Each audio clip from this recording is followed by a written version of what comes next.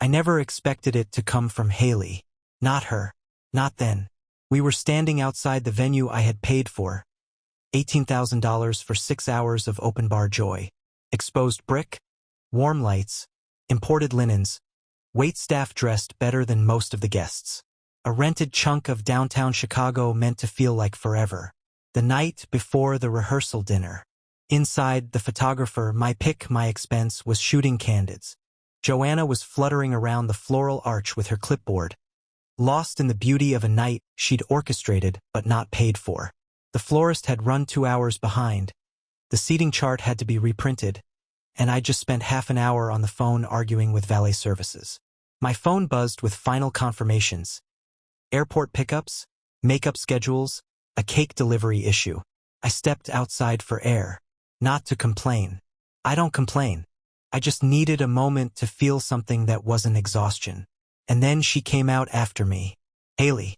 Champagne in one hand, the other holding her phone. She wasn't even looking at me when she said it. Dad, the rehearsal dinner is just for close family. You don't need to come. Just like that. No venom. No heat. Just cold, perfect finality. I didn't speak. Couldn't. That sentence, it was surgical. 10 words that cut deeper than 20 years of silence. Not a scream. Not an accusation. Just casual dismissal. Like a contractor who had stayed too long after the job was done. Like I was the help. And in that moment, something in me cracked. Something old. Something I had spent years pretending wasn't fragile. She still called me Dad. But the word had no weight. It floated. Meaningless. What followed was worse. She looked at me, gave a small smile, polite, formal, and went back inside. I stayed. There's a kind of wind in Chicago that doesn't care who you are. Cuts through wool. It whistles between ribs. I felt it then, burrowing under my coat, scraping at a man already peeled raw. I watched her disappear behind the glass doors of the venue.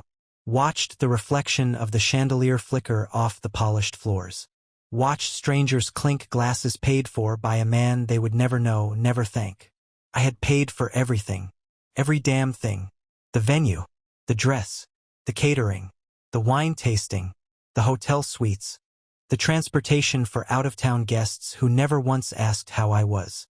The dream photographer, who came highly recommended and cost more than our mortgage used to. The security deposit on the honeymoon resort. The planner. The flowers. The band. I paid for the flights her friends took in from California. Friends I'd never met. Friends she had thanked on Instagram, in bold letters. Wouldn't be here without you. 2 hearts. No mention of me. Not even a tag. Total? $52,147. 37. I know because I checked. Not because I wanted to keep score. I never did. But because that night, for the first time, I needed to see the receipt. I needed proof that I had existed in her life. That I had built something. That I wasn't crazy. Haley was 2 when her biological father left. Just vanished. No fight. No goodbye. No custody battle. Just one day he was gone. And Joanna was standing in our kitchen with a baby girl on her hip, crying into her coffee. I stepped in. No ceremony. No fanfare. Just slow, daily devotion. One lunchbox at a time. One scraped knee at a time. One missed promotion, one late-night fever, one middle school breakdown at a time. Field trips. Belling bees. Math tutors. Science projects done entirely by me at 1 a.m. Because she'd forgotten they were due. Music lessons. Dance classes. Braces. Car insurance. Graduation party. When she got into UCLA, I mortgaged our second car to help with housing. When her first apartment flooded, I covered the repairs and signed the next lease myself. She never asked for these things directly. She didn't have to. I offered. Gladly. Because love doesn't ask for a receipt. At least that's what I believed. The older she got, the more distant she became. Not rude, just a vague. Slippery. Hard to reach. Sorry, slammed right now. Midterms. I'll call soon. Not really something you'd get. But thanks. Started small. A missed birthday call. A text instead of a visit. Then it grew. Christmas came and she stayed on the West Coast because flights were crazy. We didn't argue. I told Joanna, she's just figuring herself out. It's normal. I didn't want to admit what I already knew. I was being phased out. Not in anger, just convenience. Like an app she'd outgrown. Something replaced by newer, flashier models, producers, boyfriends, influencers. Men with guitars and big promises. Men who hadn't fixed her flat tire at 2 a.m. in the snow. Men who hadn't watched her sleep in the ER after a ruptured appendix, holding her hand while Joanna paced outside. But maybe that was the hardest part. There was no explosion, no fight, just a slow, gentle evaporation. One molecule at a time. And still I paid. Because I believed that presence would eventually win. That all those moments, stitched together, would form something real. Something strong. That she'd look back one day and say, he was there. Always. But that night, outside the venue, when she said those words, you don't need to come. It was like watching a house I had built brick by brick be demolished in one breath. No one saw it. No one heard it. But I did. She didn't mean to be cruel. That's what makes it worse. Cruelty I could fight. Cruelty I could meet head-on. But indifference? Indifference is a blade that never dulls. Cuts every time you remember it. I stood in the cold until I couldn't feel my fingers. Not because I was frozen, because I couldn't go back in. I couldn't look Joanna in the eye. Not yet. Not with that sentence still echoing in my head like a gunshot in an empty church. I had been erased. And I hadn't even noticed it happening. 20 years. That's how long I'd been her father. Not by blood. By will. By work. By sacrifice. And in 10 words, all of it was reduced to a transaction. I didn't go to the rehearsal dinner. I didn't text her afterward. I didn't call. I didn't ask why. Because I already knew. She had drawn her line. And it was clean. Surgical. Permanent. I drove back to the hotel. Poured myself a whiskey. Sat in the dark with my phone face down on the table. Watched the city lights blink against the window like Morse code.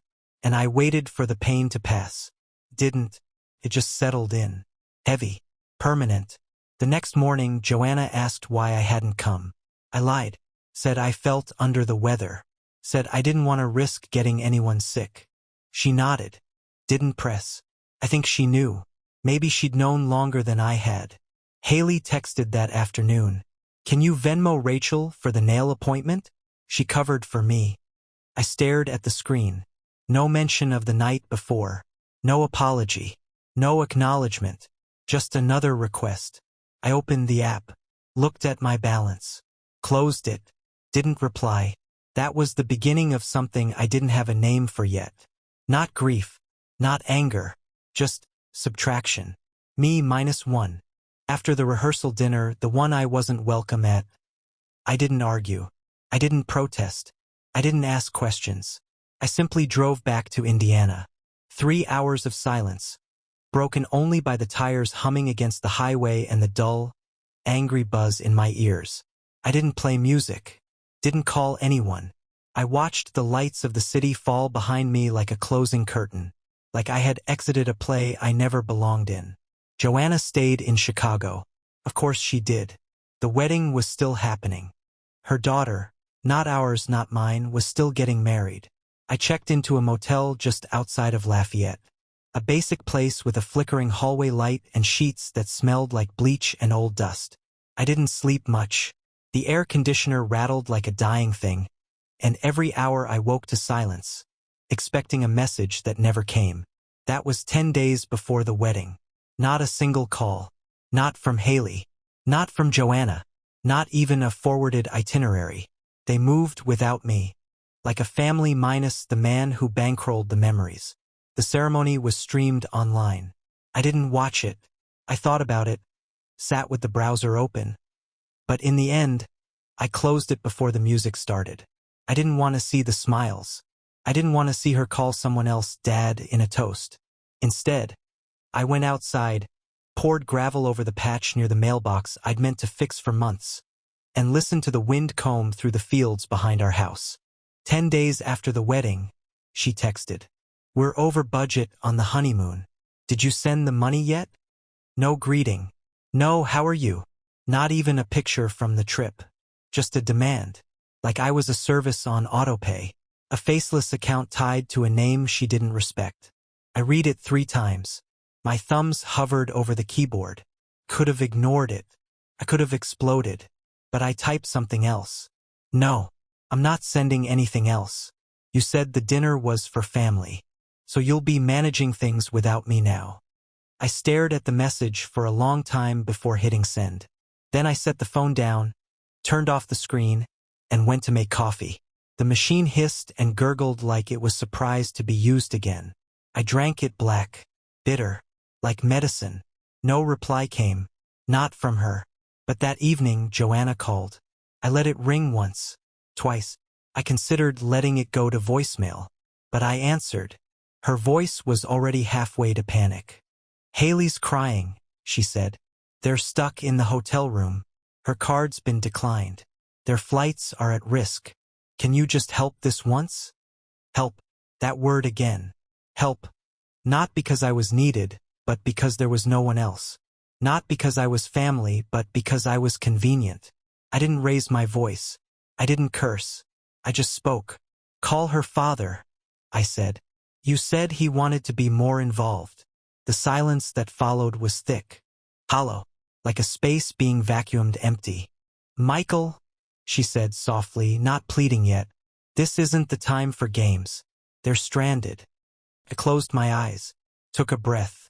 For 20 years, I've been the safety net, the backup, the man who shows up while the real father sends texts twice a year. And now, when I'm told I'm not part of the family, I'm supposed to foot the bill for the parts I'm not invited to? She didn't mean it like that, Joanna said.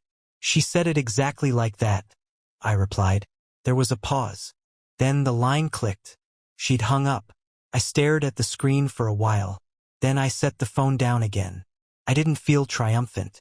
I didn't feel free. Just done. Haley didn't call that night. She didn't call the next day either. But I saw the ripple effects. Her travel card stopped working because I stopped refilling it. I'd set it up years ago to auto-renew monthly with a limit that kept her comfortable, not spoiled. I turned it off.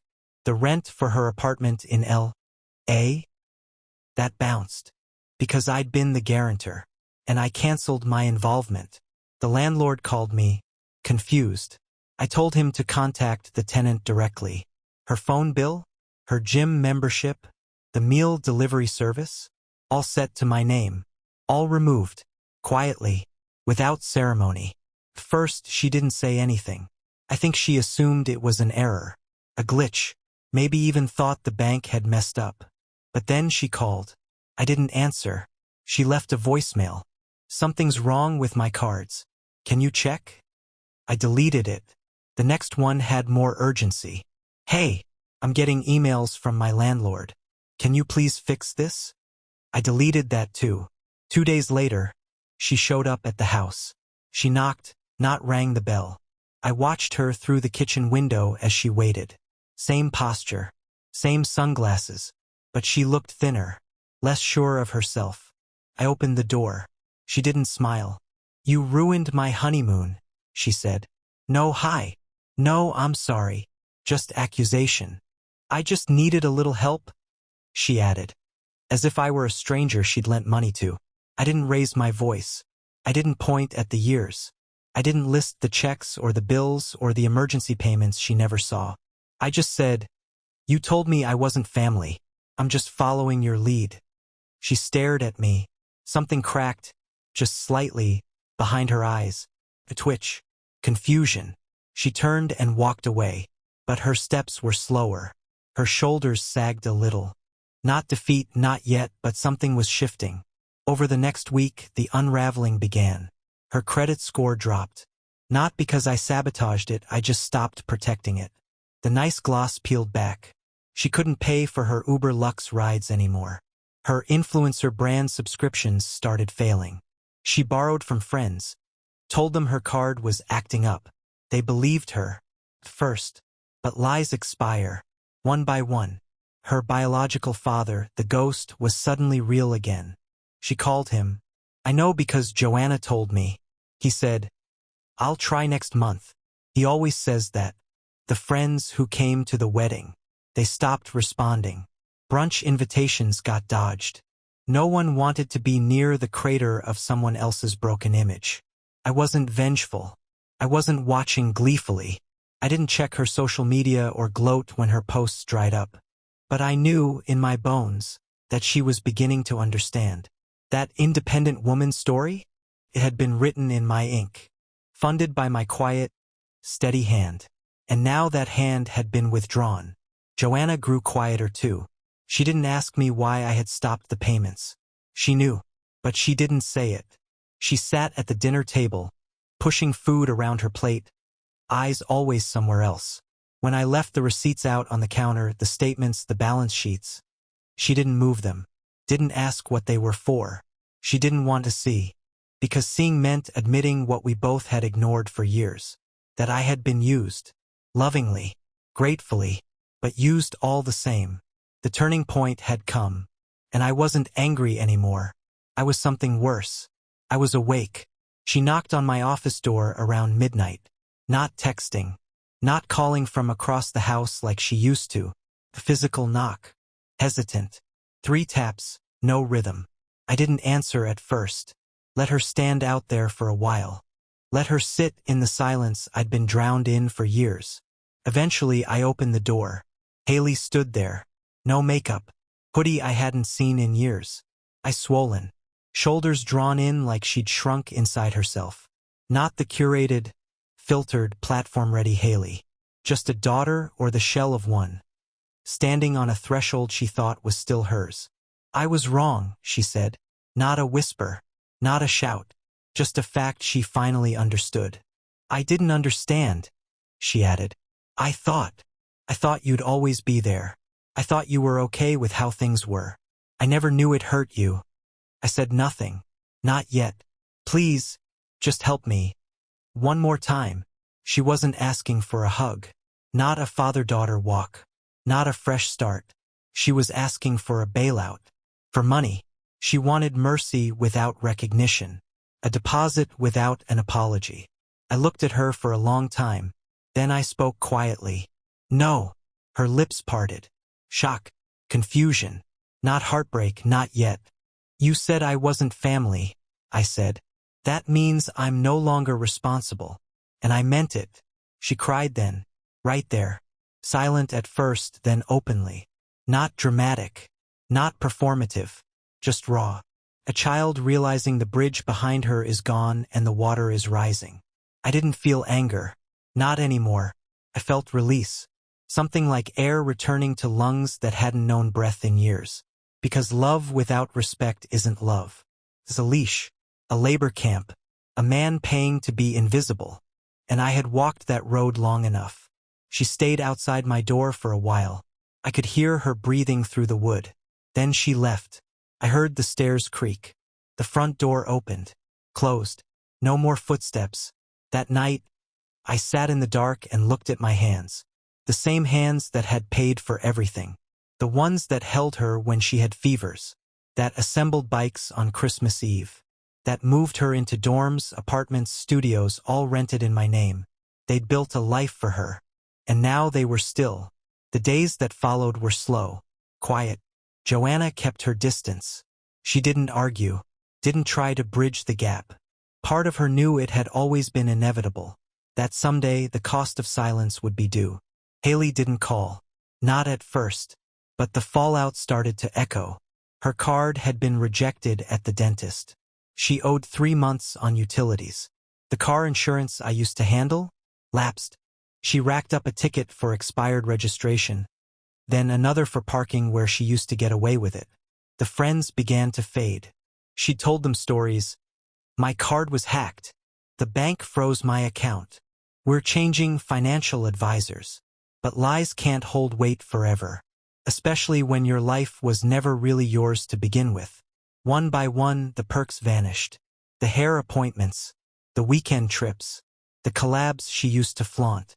Without the infrastructure I built, her independence collapsed. And through it all, I said nothing. I just watched. from a distance. Then came the email. Not a text, not a call. An email. Formal.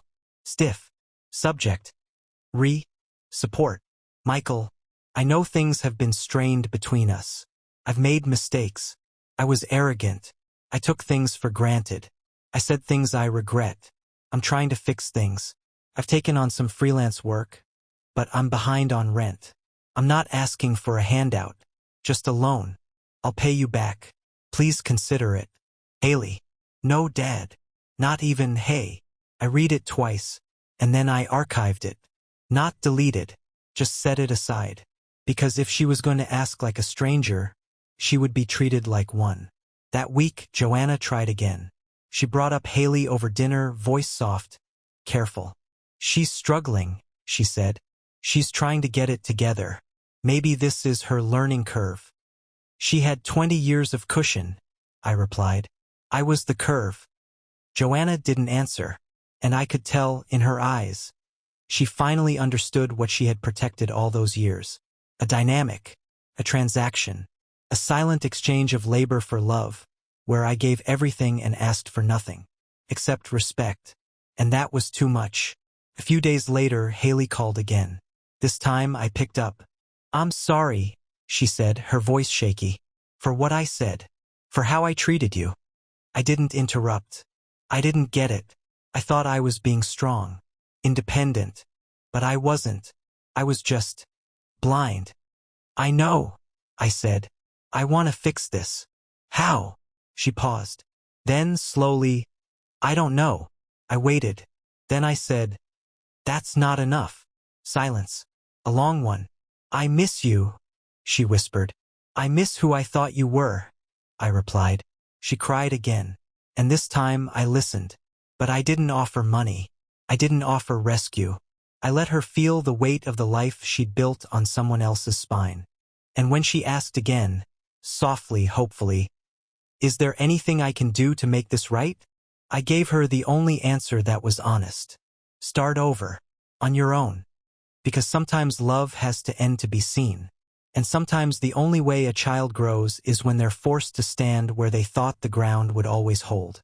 Haley learned that month what I had known for years. That money can build walls just as easily as bridges. That generosity, when abused, curdles into bitterness. That a man can give his whole life to a child and still be called nothing. And when that happens, when that word, nothing, gets spoken out loud, it becomes true. I had stopped paying. But more than that, I had stopped hoping. That was the first real crack. Not hers, mine. And once it formed, the whole thing began to split. It was the silence that lasted the longest. No more voicemails. No more texts begging for help. No surprise visits in borrowed cars.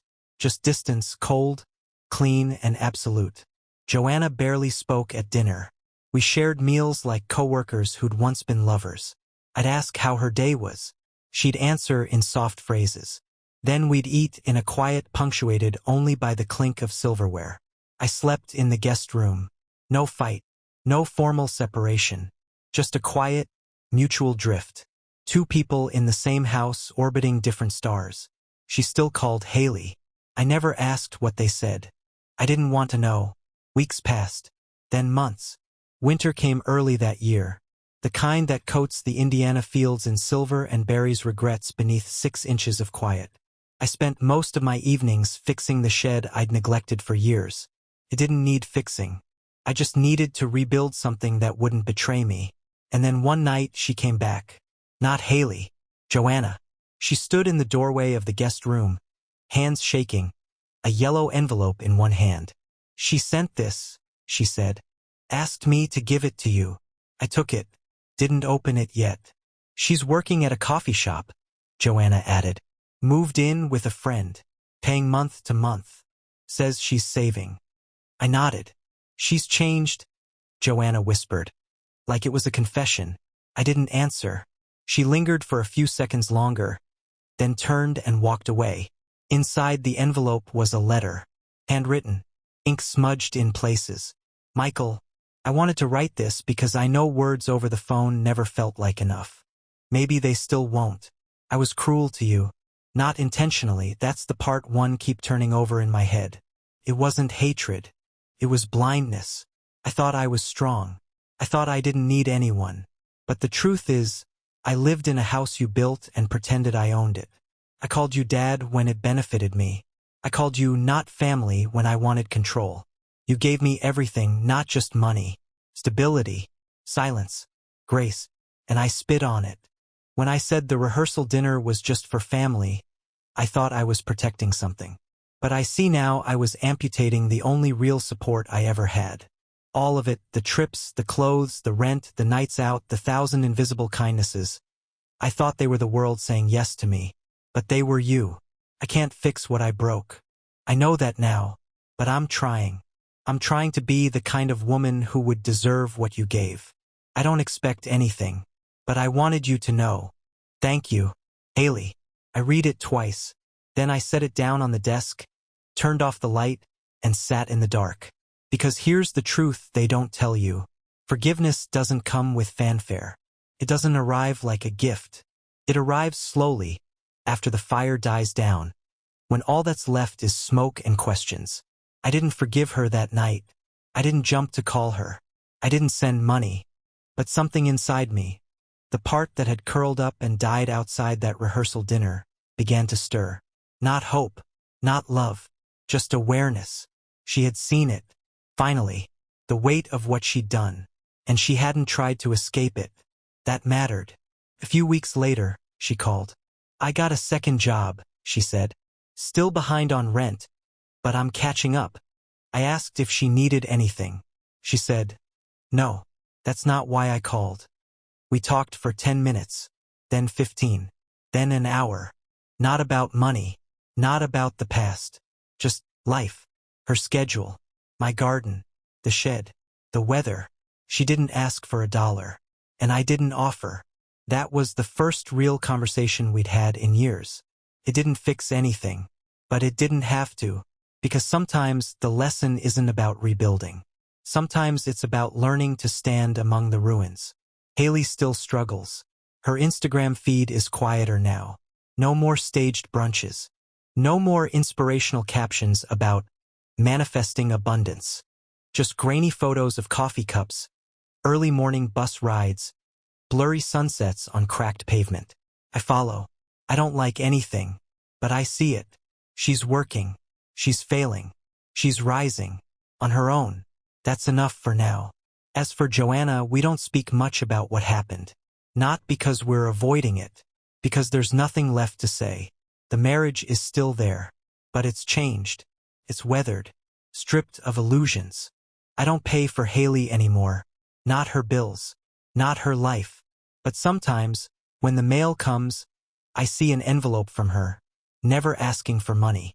Just letters, updates, pieces of her life, folded and sealed and sent without expectation. Keep them all. In a drawer I don't open often. I don't know if I'll ever call her daughter again. I don't know if she'll ever call me dad. But I know this. Respect, once lost, costs more than money. And the people who call you family only when it suits them, they don't get to ask for your sacrifice when the lights go out. Because love without respect is slavery. And slavery ends when the wallet closes. So I ask you, reading this now, wherever you are, would you have done different? Would you have paid the final bill? Or would you have finally, painfully, done what I did? And let them learn. The hard way. The only way. The way they chose.